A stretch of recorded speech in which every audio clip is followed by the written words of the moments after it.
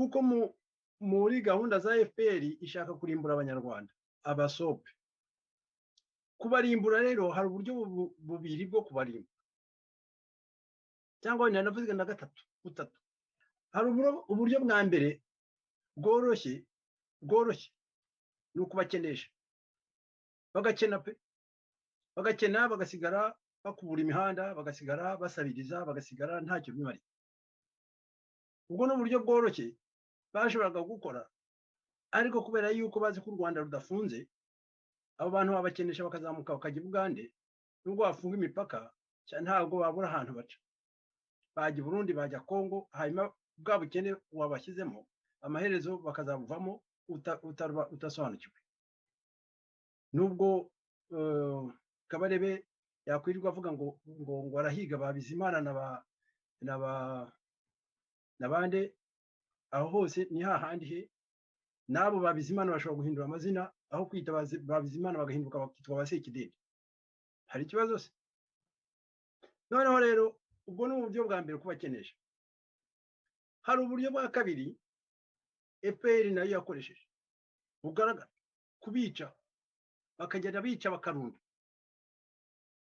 bakarangiza bagakubura.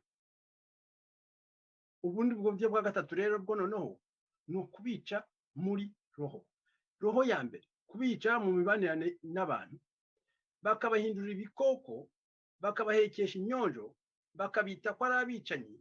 Aho banyuze hose bagahora bababwira ati mwabicanyi mwe, nabo bagahora bikanga ko ari abicanyi. Aho umuntu wese babonye akababwira ati wowe uri umwicanyi. Noneho nawe akazagera igihe yumva ko nta yindi kamera afite, nta yindi roho afite uretse kuba ari umwicanyi. Nguko ku buryo FPR ishobora gukoresha bwo kugira ngo irimbure abanyarwanda. Noneho ubundi buryo ni uko mwo kubana gushyamiranya abanyarwanda. FPR ndakeka ni Tarcisse wabivuze ati FPR ntabwo yemerera ko abasope barokoka, ntabwo yabyemera. Noneho ahubwo hari n'ikindi temera, ishobora kwemera ko umusope yarokoka ariko atarokorwa n'undi musope. Yo yavuga ko ariyo yabarokoye, ariko hatazagira umusope wumva ko yarokowe n'undi musope. Ngicyo ikibazo gikomeye cyane, ariko bikumvikana ko ikibitera nuko ibishaka kugira ngo irimbure yambaga y'abasope y'abantu bari mu Rwanda. Kubera iki? Kubera ko ishaka kugira ngo iriya ntara yigarurire.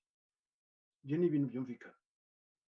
Ariko n'uyu munsi ubwo duhagaze aha ngaha tuvugana, tsemba rya FPR ntabwo ryashize, gusa ryahinduye inyito, rihindura umuvuno.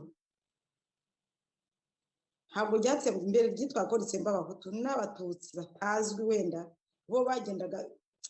Njye nibaza ko hari naho yagiraga no kurokora abenshi, nsanga nta nawe yarokoye, edayere nta nawe yarokoye. Yewe ndivuge gutyo munyihanganire, wenda barimo bake, ariko ntabwo icyo yakoze kibi kingana n'icyo yiyitirira kiza yakoze. Uyu munsi rero n'ubu ngubu harimo itsembabwoko, harimo itsembatsemba ry'abanyarwanda, ntabwo yigeze ihagarara, n'ubu ngubu iracyahagarara. Abubatsi b'amahoro uyu munsi bafite ibyago mu Rwanda. Abubatsi b'ubumwe, abubatsi b'amahoro bafite ikibazo cyane uyu munsi mu Rwanda, nibo bari guhura n'ibibazo. Abo twakagombye kwita abarinzi b'igihango uyu munsi nibo bafite ibibazo, cyane ko abenshi bagenda ari n'abakuru, ubundi n'abana, n'urubyiruko rugenda